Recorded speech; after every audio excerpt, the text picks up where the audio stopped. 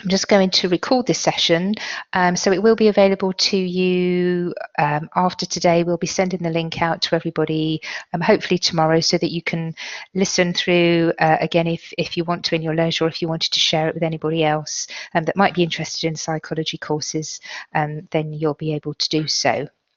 Okay, so let's I just really wanted to give you a very brief introduction to the University of Derby. Some of you may already be familiar with who we are, but just very quickly for those of you who don't know too much about us, the University of Derby is an established university. We've been a university since 1992, and last year celebrated our 25th anniversary, which was very exciting for us. We would describe ourselves as a modern university that provides teaching that's informed by research, and we're focused on delivering real-world experiential learning. We're expanding all of the time, and the University of Derby took a decision about 7-8 years ago now to really invest in online learning, so that we could give our students the choice to be able to have the flexibility to study part-time and online. Teaching quality and student experience are certainly at the heart of everything that we do here, and last year we were delighted to be awarded a gold status in the Teaching Excellence Framework, and that places us in the top 20% of all UK universities for consistently outstanding teaching and learning outcomes for our students. And as I'm sure you can imagine, that's something that we are really, really proud of. We're also in the Times Good University Guide, where we're recognised as a top 20 university for our teaching quality, and they also rate us as a top 10 performer for student welfare. So again, we're really, really proud of these awards. So just again, just talking briefly about the University of Derby online learning. So we are the distance learning division of the University of Derby. We've been established since 2011, but we have been offering online learning courses at the university for over 15 years now. Our online students come from all over the world. We're representing probably about over 100 different countries now, and we have a vast online course portfolio of undergraduate and postgraduate courses, and psychology for us is certainly our biggest portfolio, and they remain our most popular courses. We do have lots of experience in running these psychology courses. So why choose to study with us? Well, we do offer structured and supported learning. So although it is online, it is flexible. It does operate in a structured way, and Phil will go into more details about how the teaching structure works in a few minutes. We do have dedicated online tutors, academic teams, and we also have a team of online learner advisors who are there to support you throughout your studies. We say that our learning is innovative. We try and make it as engaging as possible and give you the opportunity to interact with your fellow students and also with your academic teams as well. All of your learning materials are available online, which means that they're easily accessible at any time of day or night when it's most convenient for you. And we do have students, as I say, from all over the world who are accessing learning content at different times of the day. You have access to extensive e-library facilities as well to support your learning, and you also have a choice of 3 intakes, which means that you can start either in January, in May, or in September. Again, trying to give you as much flexibility of when you start your studies as possible. And at the end of the day, if you study with us, you will achieve a recognised British University Award. It will be an award from the University of Derby, and your certificate will be a University of Derby award. And you do get invited to our graduation ceremony as well, which takes place in July and November, which is a fantastic opportunity for us to meet all of our students, and for you to meet some of the academic teams and the learner advisors that you will have been in contact with throughout your studies. So I'm going to hand over now to Philip Clark, and he will go through today's schedule and talk to you more about our psychology courses. Over to you, Phil. Thanks very much, Lucy. Just so everyone can see, Hopefully that camera's working. Yeah, so nice to meet you, everyone. My name's Dr. Phil Clark, and I'm one of the lecturers here at the University in Psychology, and I specialise in sports and exercise psychology. So what I'll do is I'm just going to turn the camera off. But yeah, lovely to meet you all. So in this session, guys, we're going to talk about, first of all, what is psychology. We look at different career pathways that are available within psychology. Particularly, I'll give an example of how to become a health psychologist, particularly as that's one of the pathways that we offer here at UDOL. We'll look at the range of psychology courses we have available, and then at the end, like Lucy said, we will have some time available for some Q&A questions and answers. So, first of all, what is psychology? In essence, this is the scientific study of the mind and its influence on our behavior. And what's quite fascinating with psychology is it has such an influence in so many different areas, walks of life, jobs, sport, you name it. Psychology plays its role within that, and that's probably seen within the array or the range of different subjects that are within the BPS, which is the British Psychology Society's core curriculum. So, in order to be a BPS accredited course, it needs to cover a range of topics. So that includes biological psychology, social psychology, cognitive psychology, developmental psychology, individual differences, conceptual and historical issues, and research methods. So there's quite a lot, or there's quite a lot of content that needs to be covered in order for this to become in order for this to be accredited as a BPS accredited degree. So there's a number of different, so as I said, it can be applied to any walk of life, and I just wanted to give you some applications or examples of how that can, or why that is the case. So, for example, if we look at the picture in the top left, this could be in a counselling and clinical context. For example, this could be understanding goal engagement and disengagement in couples going through fertility treatments, and it can help them in making decisions whether they continue treatment or not. Something that happens quite a lot now in January is people make their New Year's resolution, particularly trying to go on diets, etc. So psychology can look at eating habits. Particularly, there's some research out there showing brain stimulation has helped children with a syndrome called Prader-Willi syndrome, which is a genetic disorder where one of the consequences is that you are in a constant state of hunger, which obviously leads to things like type 2 diabetes, obesity, etc.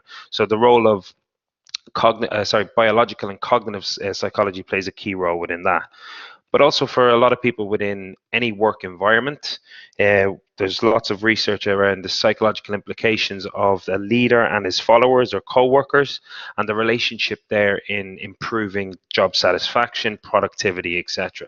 So psychology has a lot of application in the real world. So, in accordance with the BPS, in order to become a practitioner psychologist, that's pretty much someone who's applying psychological theory in one of the core areas outlined by the BPS, or applying psychology in the real world, I guess, working with people. Now, there's 7 different titles in psychology according to the legislation, which is, excuse me, a clinical psychologist, a health psychologist, a counseling psychologist, an educational psychologist, an occupational psychologist, a sport and exercise psychologist, and a forensic psychologist. So that's for people who are working out in the real world, or even in academia or research. In order to become a practitioner psychologist in one of those areas, there's a number of things that you need to, or a number of degrees or education that you need to receive. But there's also 2 generic titles, which is a practitioner psychologist and a registered psychologist, and that's available only if you achieve one of those above titles that I mentioned earlier. And this is registered by the Health and Care Professions Council. And in order to do or to achieve each of these, for a clinical, you need to achieve a professional doctorate. To become a counseling psychologist, you'd need to receive a professional doctorate or an equivalent. To become an educational psychologist, you'd need to receive a professional doctorate or an equivalent. Forensic would be a master's degree. But you'd also need to get the award of the Society qualification in forensic psychology or equivalent. Now, I'll touch on what that is in just a moment when I use the health psychology pathway as an example. For health psychology, you need a master's degree and the Society's qualification. Same with occupational and the same with sports and exercise. So you need to have a master's degree and the Society's, sorry, I can't say that word today, the Society's equivalent. So let's have a look at an example of a career pathway in health psychology. So if you wanted to work within health psychology, there's a number of different aspects you'd be working with. So one of these could be the prevention of damaging behaviors. So that could be using psychological theories and interventions to prevent damaging behaviors such as smoking, drug abuse, poor diet, and to help change health-related behaviors in the community and workplace setting. Also, you could look at, working in health psychology, could be looking at promoting and protecting health by encouraging behaviors such as exercise, healthy diet choice, teeth brushing, health checks, self-examination, those types of healthy behaviors. Also, you could look at health-related cognition, so investigating the processes which can explain, predict, and change health and illness behaviors. So looking at the reasons behind why an individual would get in or partake in one of these unhealthy behaviors. Process influencing healthcare delivery, so the nature and effects of communication between healthcare practitioners and patients. So this could be around their interventions to improve communication, facilitate adherence to healthy behaviors such as diet, exercise, but also prepare for stressful medical procedures and so on. So health psychology plays a role in all of those processes. But also dealing with individuals who are currently suffering with an illness and a potential long-term illness, getting them to cope with that side of it. So you can look at the psychological impact of acute and chronic illnesses on individuals, their families, but also on the carers. And also looking at interventions that may be used to help promote self-management, facilitate coping with pain or illness, to improve quality of life, which is quite an important aspect for individuals who have long-term conditions, and also to help reduce disability and handicap. And that's something which working within health psychology plays a key role in doing. But also there's a number of areas in which a health psychologist works in.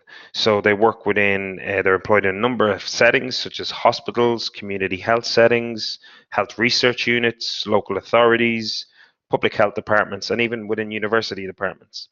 And consultancy companies may also employ health psychologists to provide expertise such as training, research, or interventions.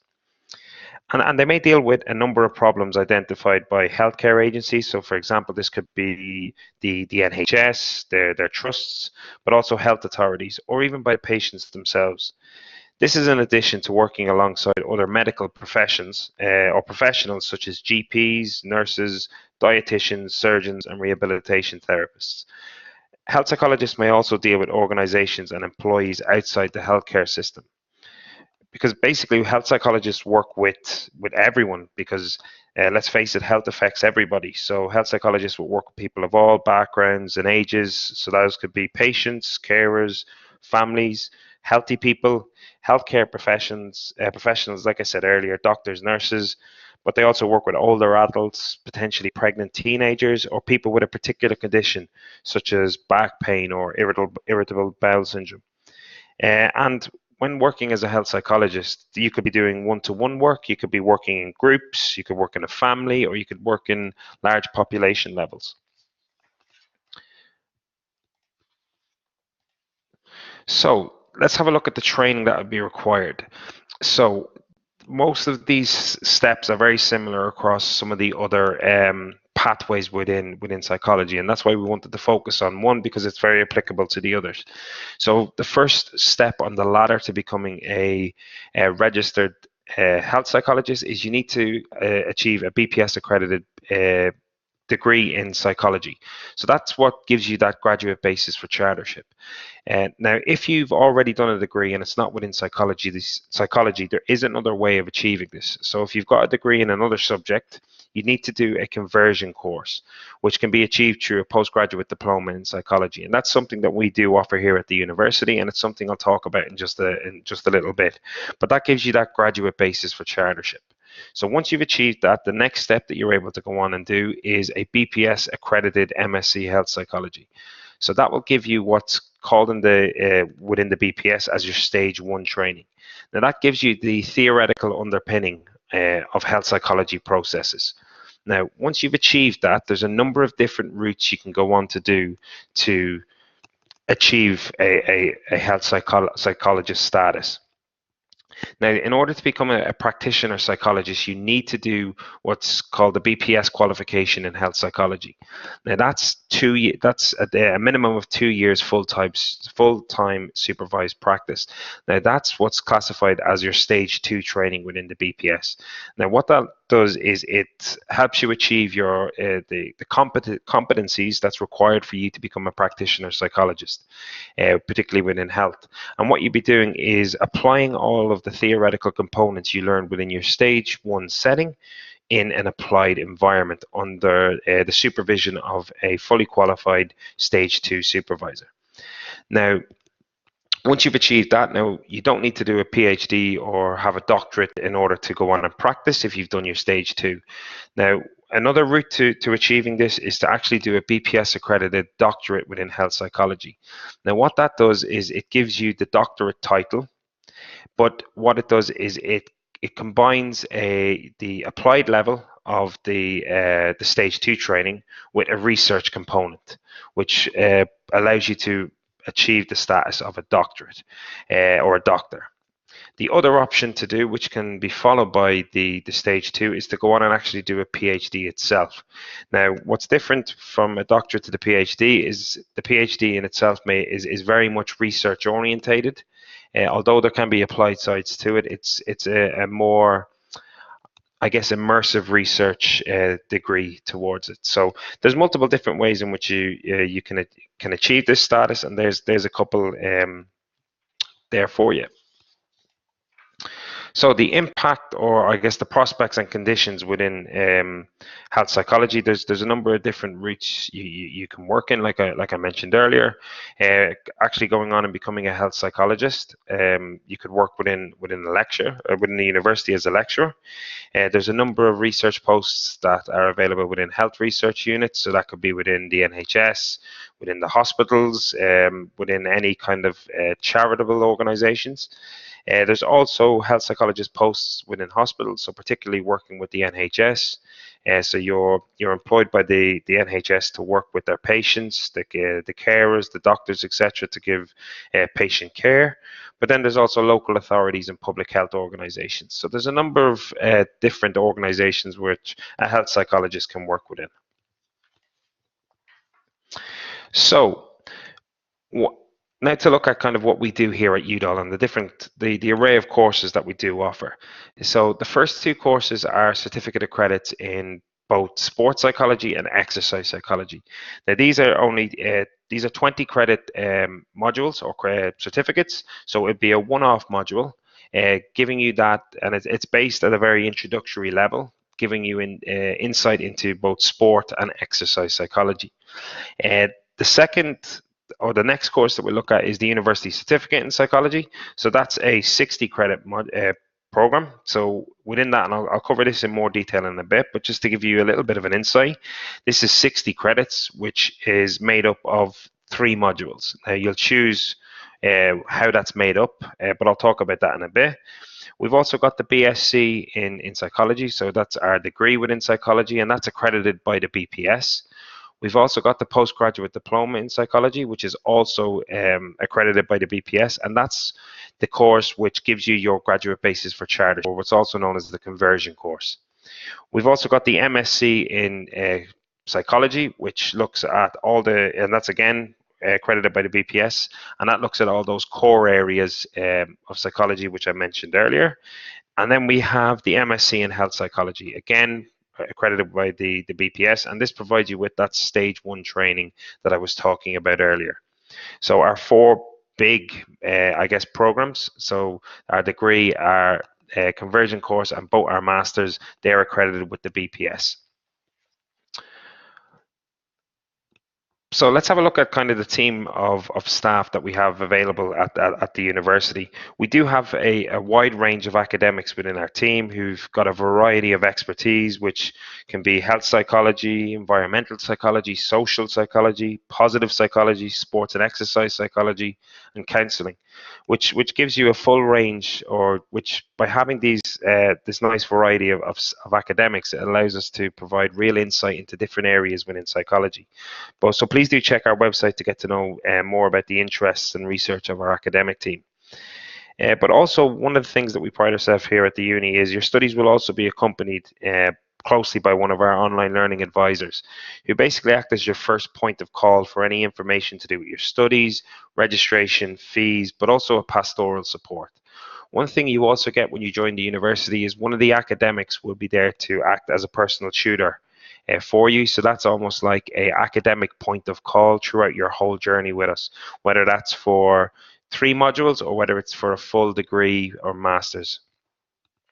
We also very lucky to have, once you're at the university as a student, you've got access to all of the services and facilities that are available, such as our library, our study skills, which help you with things like essay writing. You've got the 24-hour IT services, but also what we do have at UDOL, which we're very lucky to have, is we've got a psychology technician who's dedicated and to the specific software that's available for doing our courses, and he's able to provide you with full support around those software that you might be using for a research project, or even for any of your modules, any of the other modules you may be doing. So when can you start and how long does it take is usually something that a lot of students ask. Now, we're quite lucky that we have entry points at 3 times throughout the year. So instead of running on a usual university semester system, which is usually September and January, we run in a trimester system. So we've got modules running all year round. So you can start in January, May, or September. Now, in order to do the university certificate in psychology, the duration usually lasts usually lasts 12 months. So that's doing 1 module in each of the trimesters. Now, for the rest of these durations, so the BSc in psychology can take up to 6 years. That I know you may see that figure and go, oh my God, 6 years, that's quite a long time. That's usually the maximum time it takes to do it. So students can do that in a quicker period, or as I say, it's kind of 3 years, 4 years, 5 years, 6 years. The postgraduate diploma in psychology, 2 years. The MSc in psychology and also in health psychology is 3 years. And because the certificate of credit in both sport and exercise is only taken over 1 trimester, that's 10 weeks of teaching. And then what you do is you submit your coursework in the 11th week. So just to give you an idea of how long it may take. So one of the things being a membership, being on a BPS accredited course, and one of our unique, something we're quite proud of at the university is we do offer free student membership to the BPS on all our core psychology programs. So that's the BSc in psychology, the MSc in psychology, and the postgraduate diploma in psychology. So one of these membership, there's a number of benefits to this, such as you've got access to a wide range of specialist online journals in addition to our extensive e-library resources. So you'll have access to all the BPS or the British Psychology Society's own journal articles. You get fortnightly email digests of the latest research in psychology from a number of those journal articles, which is really good to see. You get a monthly magazine called The Psychologist, which is the official monthly magazine of the BPS. You get access to online and face-to-face events and conferences that relate to a wide range of psychology topics. So that could be such conferences like the national BPS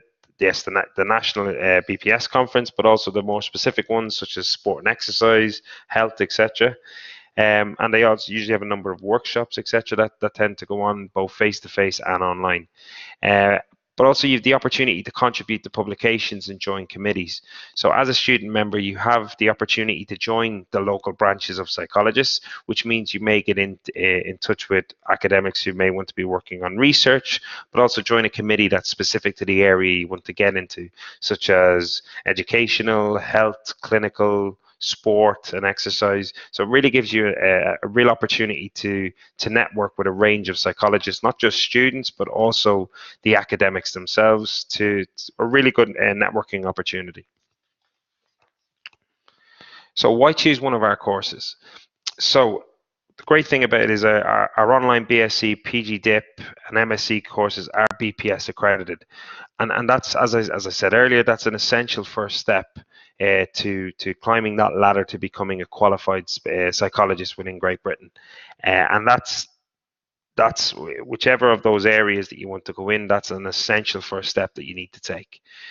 We have got a dedicated online team of academics, our online learning advisors, as well as our technician, who are there to give you support, which is great. And we've been doing this for over 8 years, so we're well attuned to what works for online delivery.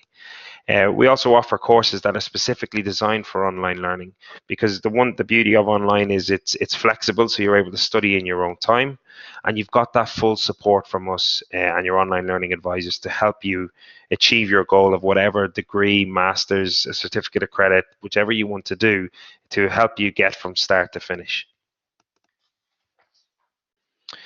But there's also to not only what do you expect from us, but also what's expected of you guys as students. So for a single module is usually 20 credits, and that's usually 20 credits equate to 200 hours. So that's a commitment of almost, so in a 10-week teaching process, that equates to 20 hours per week. Now, how those 20 hours are made up will vary. Some of it will be the actual learning materials that are available online, but the rest of it could be your own personal study, extended reading, but also the preparation for the assessments. We also run a number of activities each week, which are done through a discussion board. So we're expecting you to have regular engagement and interaction with that, which will be not only with your peers on the program, but also with the academics who are teaching it. But we also expect you to check the learning portal for announcements, update, additional resources. So any changes to the content or any potential classroom sessions or additional things happening in the world that may influence your course, we like to send out. So something that's happening in the world there and then, and it's relevant to the course, we're able to send that out to you. We only do that through the learning portal and your email account, so you want to make sure you're checking that quite regularly. Now, the assessment is done through a whole host and variety of ways. There is no exams, but the coursework assignments may be individual, or they may require you to work within a group. Some of this may be based entirely on a material covered in online units, but others may require you to do independent research. So, for example, on the BSc, the MSc, and the PG Dip requires you to do a research project, which you go off and come up develop your own independent research. Now, the assignments may involve essays, reports, presentations, poster presentations, PowerPoint presentations, where you'd input your voice onto a PowerPoint slide and submit that. We could have case studies, but also the projects which I talked about, where you do your own independent research as well. And some modules have a variety of them. Some of them are just one. It depends on the nature of that module and the type of coursework, but there's a whole host and array of different assessment methods. So let's have a look at the courses in a little bit more detail. So for those of you who want to do the BSc in psychology, this is really anyone who has an interest in psychology, who would like to gain insight into the core areas of psychology and its applications. However, just make sure that you do check what the entry requirements are. Now, I won't go through what the entry requirements are for each program. So if you do want to have a look at that, please do refer to the website. But also, it's for students who do not have an undergraduate degree and are interested in psychology as a pathway, and they want to work within the profession of psychology. Now, you'll study a range of level 4 and level 5 modules that cover the core areas which I mentioned before. So for example, biological psychology, social psychology, etc. So they'll be spread across level 4 and level 5.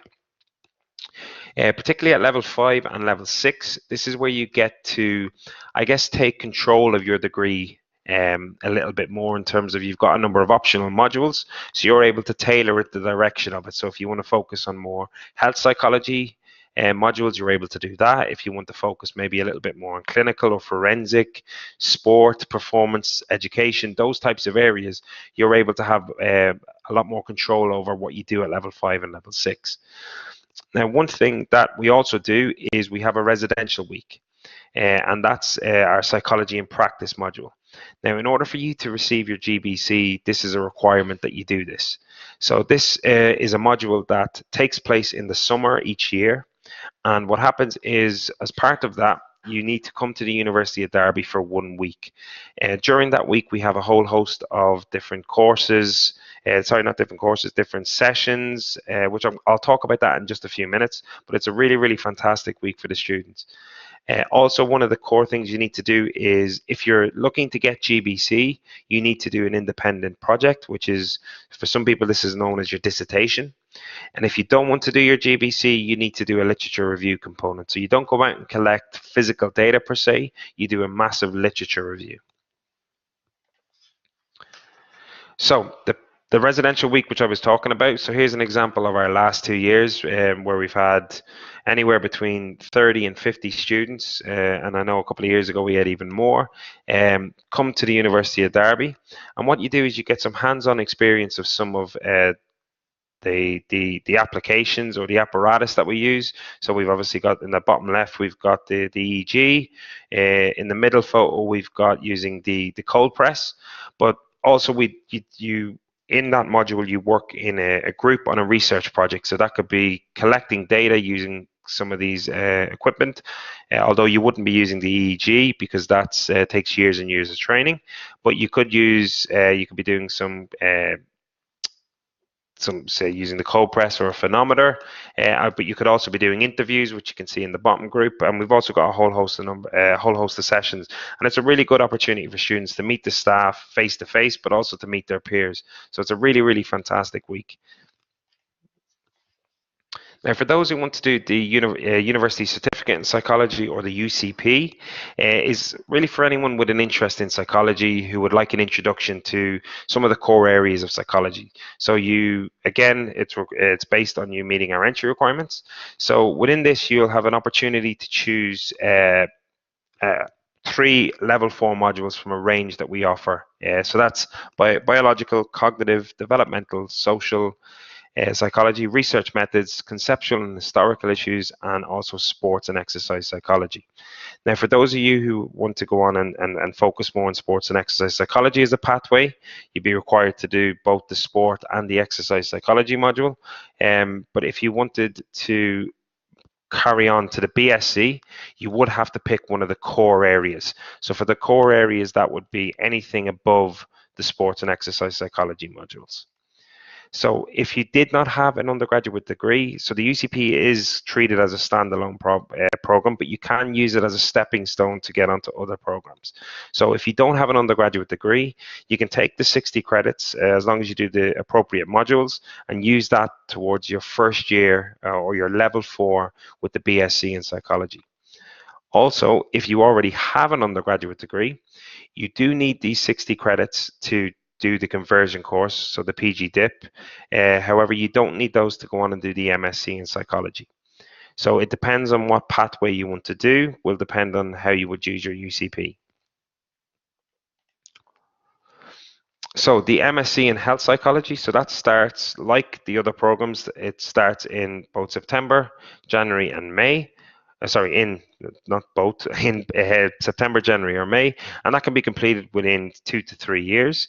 So in order for you to achieve that, you need to do 6 modules. So that could be psychology of health and illness, living with long-term conditions, health promotion and behavior change, professional skills in health psychology, quantitative methods in health, and advanced quality methods.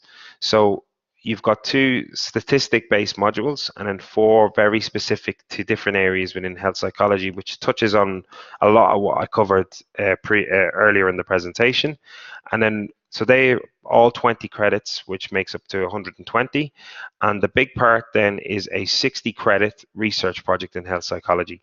Now this module takes place over 3 trimesters, so a full year, and that's where you'd be working on with a supervisor. I guess it's a research project which you work on, and you've got complete control over what you'd like to do, as long as it's ethically valid for you to do, or ethically appropriate for you to do. So the postgraduate diploma in psychology, it is similar in many ways to the MSc, except you don't do as many credits. So instead of being 180, you only do 120. And this is for individual students who already have an undergraduate degree and 60 credits of undergraduate psychology. And this is for those who are potentially looking at pursuing one of the professional pathways. So for example, if you wanted to start a pathway within health psychology, but your initial degree wasn't in psychology, you would need to do the postgraduate diploma, so the 120 credits, and then start the stage 1 pathway, so the MSc in health psychology. And it's also for students who'd like to gain insight into the core areas of psychology. Again, this is subject to meeting the entry requirements. Now, so as you would have seen in for the MSc, instead of doing 6 modules, you only do 5 modules. So again, it'll be on any of the areas, any of the previous modules mentioned, but you will only choose 5 of them. And you will be doing an independent project. So instead of being over 60 credits, this is only 20 credits. So it's a much smaller project, and it's done over 2 trimesters. So instead of the usual dissertations vary between 8 and 12,000, just to give an example of it, for this type of project would only be a 4,000 word project write-up. But again, you've got control over what area you have it in, and you will work with a supervisor on this project. The MSc Psychology, so students who again have an undergraduate degree, interested in pursuing one of the professional pathways, or would like to gain insight into the core areas. So for this project, for this pathway, you do 5 modules at level 7 that cover the core areas of psychology, but you have an opportunity to do an optional module that focuses on the application of psychology. So this could be clinical, forensic, or even health. And just like with the MSc, you do in health psychology, you do an independent project, which is 60 credits, same process, you have a supervisor, and it's done over 3 trimesters. So we're at the end of trimester 1 at the moment, so the September intake. So the university works in 3 trimesters that start in September.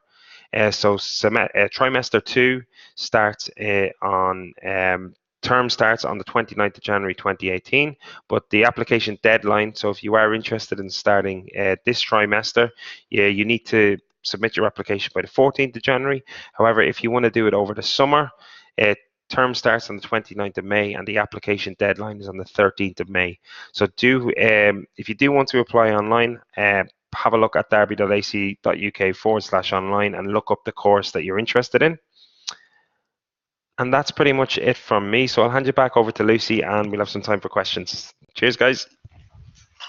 That's great. Thanks very much, Phil. I'm sure you all found that extremely interesting. There was a lot of information there to digest, but we do have plenty of time now for questions, either to ask Phil, or we also have joining us today our colleague Dr. Sophie Williams as well. So if you do have any questions regarding the psychology courses or career development, etc., then please do just type your questions in the text chat, and we will do our best to respond to you.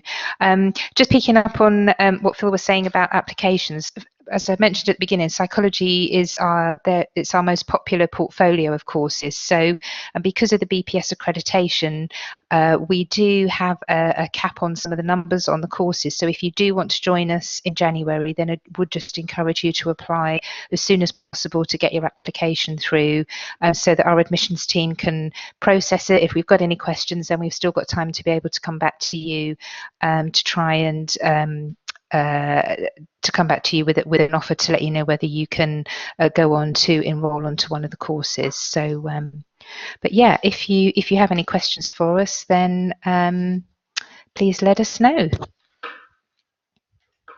And just as well to make you aware, Dr. Sophie Williams is one of the lecturers on the health psychology pathway. So if that is something that you are interested in and have a specific question on that, Sophie will be able to help.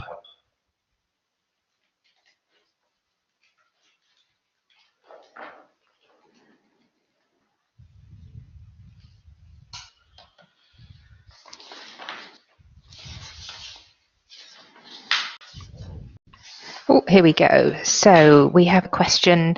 I'm interested in doing the MSc so I can apply for an ed psych doctorate in the future. Will the fact this course is distance learning prejudice my application for the professional doctorate? Phil.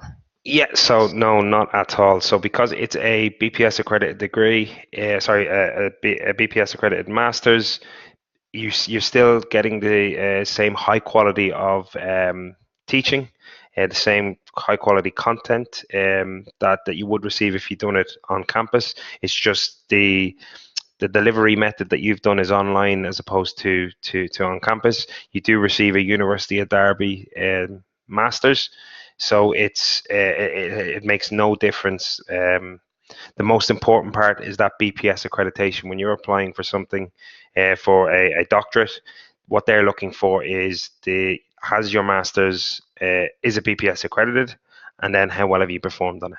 So the fact that you've done it online makes little difference, if any. The only thing it will show is that you will have, by doing it online, is you do tend to develop a lot more online literacy skills. So it's almost like it provides you with another string to the bow than doing on campus. But no, there's definitely no prejudice on that, Claire.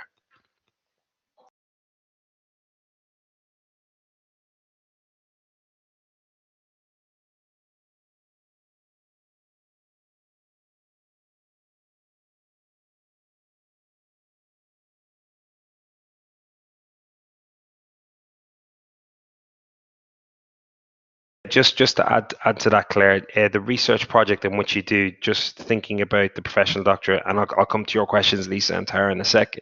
Claire, is that when you do your research project, the fact that you're able to specialize it in a particular area. So when you do your research project, if you focus on an educational psychology pathway or project, that will definitely help with you going on to do your head psych doctorate. Curious about the careers in health psychology. So, Soph, do you want to? Yep. So I'll put you on to.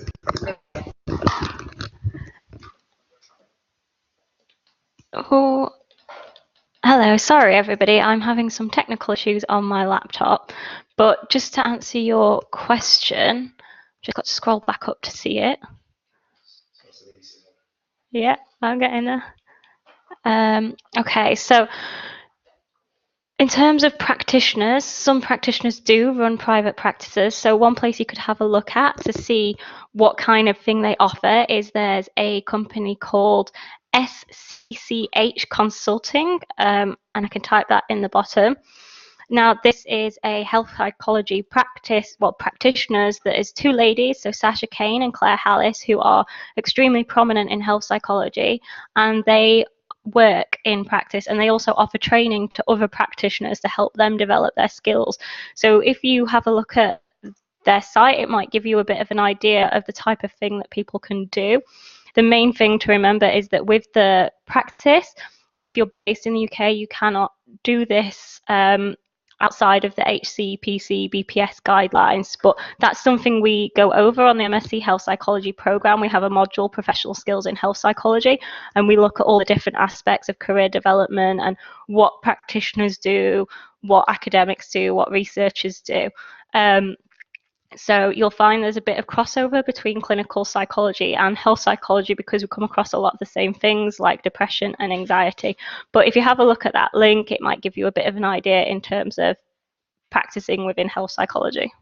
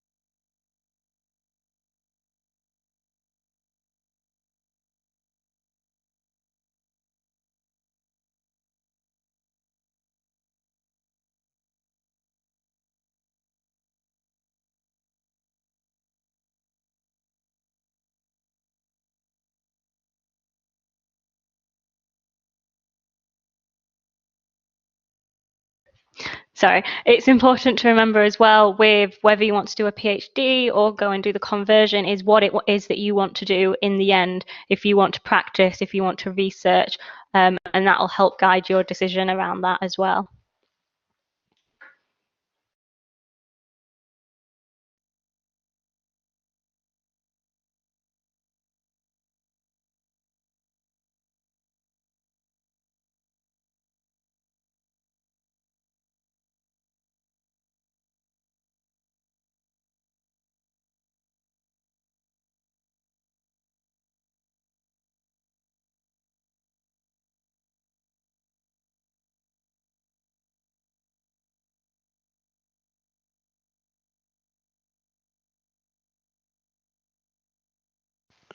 Oh, is that better?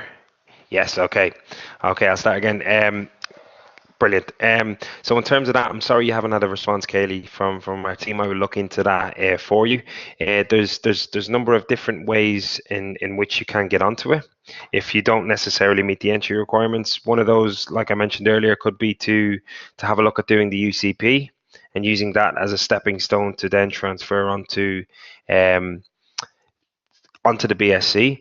In terms of being 29 and kind of have not had or done any access to that, that's fine. You know, this is we've had a number of students who have done conversions where sorry, career change in their 30s, 40s, even 50s to coming to do their BSc. So I still think that won't influence it at all because you'll just be classified as a mature student. So I'll have a look at.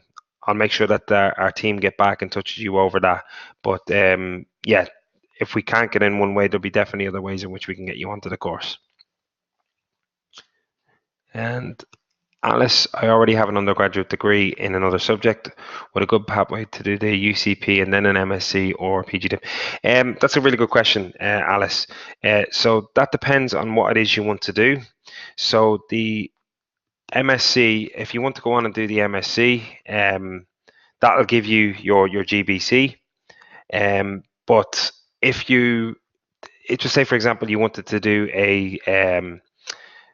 become a sports psychologist, a sport and exercise psychologist, or a health psychologist, if your degree is in another area, it's easier and more cost effective for you to do the PG dip, get your conversion, and then go on and do the MSc in that specific discipline. However, if you wanted to go on and say, for example, do an education psychologist or ones that require a professional doctorate, having the MSc in psychology is the appropriate route. So there wouldn't necessarily be a need for you to do the PG dip. Oh, but I think I might read it. Would a good pathway be to do the UCP and then an MSc? Oh yeah, that I guess in terms of that, it depends on. We have a number of students who. So if you want to do the PG dip, you would need to do the UCP if you haven't got 60 credits.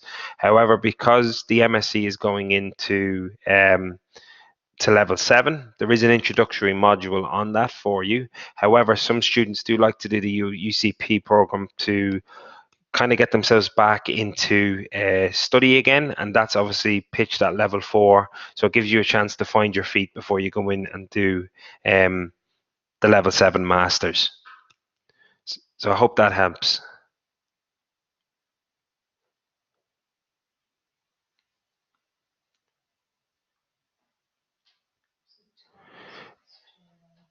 Can one exit an MSc with a PG dip?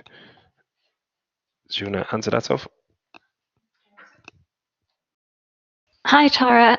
So just to answer your question about a research practitioner in positive and coaching psychology, that's a little difficult and will depend on exactly kind of what you want to do, because to be a practitioner, there are obviously the protected titles. So coaching psychology is one of the areas that you can look into.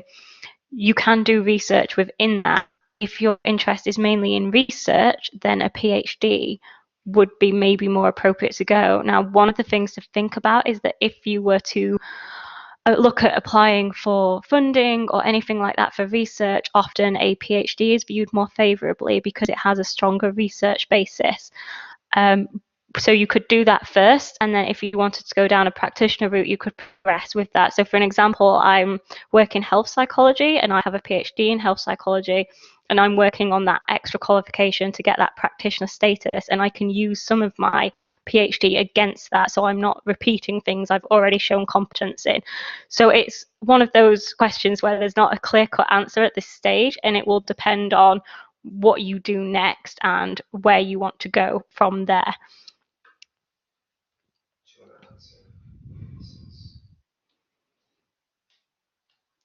The psychology conversion during 2 years, I don't want to quote on it, but I think 2.5 years is the quickest you complete it, because it is a trimester shorter. Well, is that the MSc or the PG Dip? So the PG Dip you can do 5 modules. Yes. You can, but that'd be doing 2 each trimester. Yes. It would be difficult to do. It'd be intense. MSc would be longer. And there's the research project, which you would not be able to take alongside 2 modules per trimester. So in terms of doing it in a short period, it'd be a more intense one where you'd be doing 2 modules a trimester, which would be 1 full year, and then you'd have your research project. So you could do it shorter. You could do it shorter. Yeah. Yeah, you can do it in 15 months. Is the shortest, but that's an intense amount of teaching. So you can do that. That's for the conversion. The masters would be longer because the research project is a full year. In Lisa's question, Sophie, do you want to answer that? I'm not familiar with the UK system. Can one exit an MSc with a PG dip?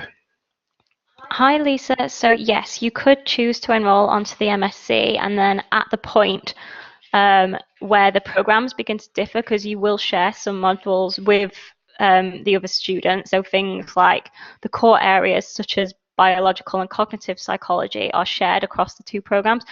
Where these programs begin to differ, such as the research project, you would then need to make a choice, but you don't have to decide exactly what you're doing when you start. One of the advantages of our online study is that you can be flexible. So you may choose to do 2 modules in 1 trimester, have a break for a trimester, come back and do 1. So you will have your online learner advisor to guide you through this process and help you with all these decisions and have conversations with them. So you could leave with a PG dip if you decided, but there is a cut-off point at which you can make that decision.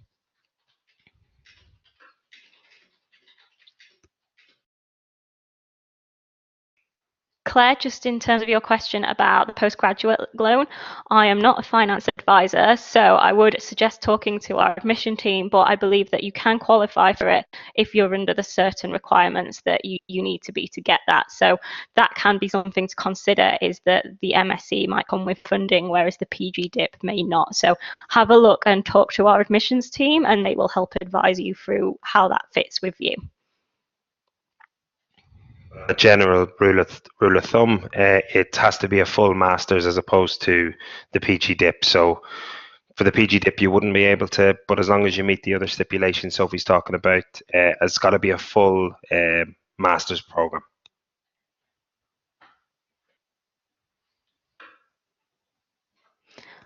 Hi, Alice. I'm going to answer this because I'm actually the program leader of the UCP. So if you did have questions about that program, feel free to come to me.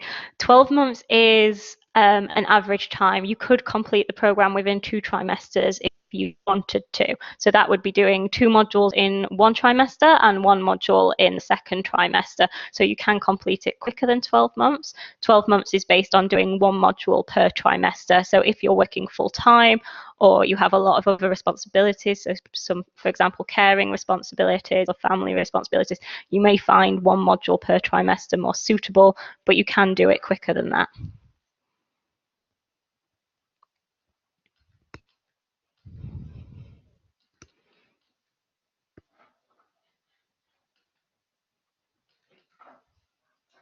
Did anyone have any other questions at all they wanted to ask?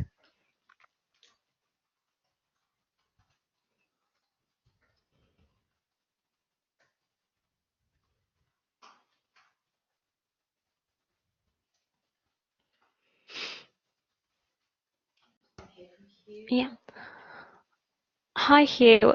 If you already have graduate basis for chartership, then you are in a slightly different position. The difference with the educational and clinical doctorates is that they don't have pre-requirements of master's degrees the same way the others do. So doing an MSc would be beneficial because you'd have the more substantial research project, which you can use to help your application to say that you have developed your research skills, and you could choose to do it in one of those areas within the guidelines, and then you can show that you've got an interest in this area to help again with your application.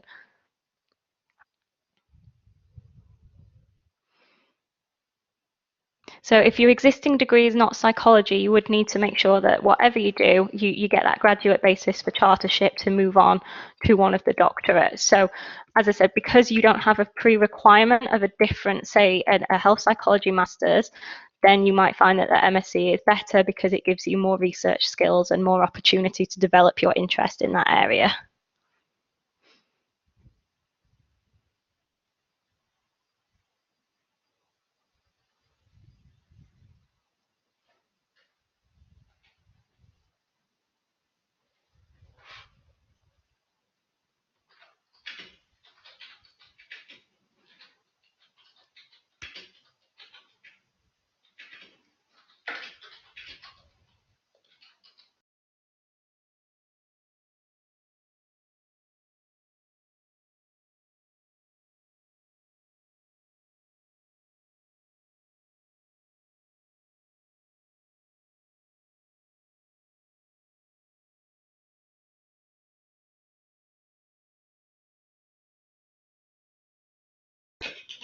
Thanks ever so much, everybody. I'm glad we've had some lovely comments that everybody's found this really helpful, which is great.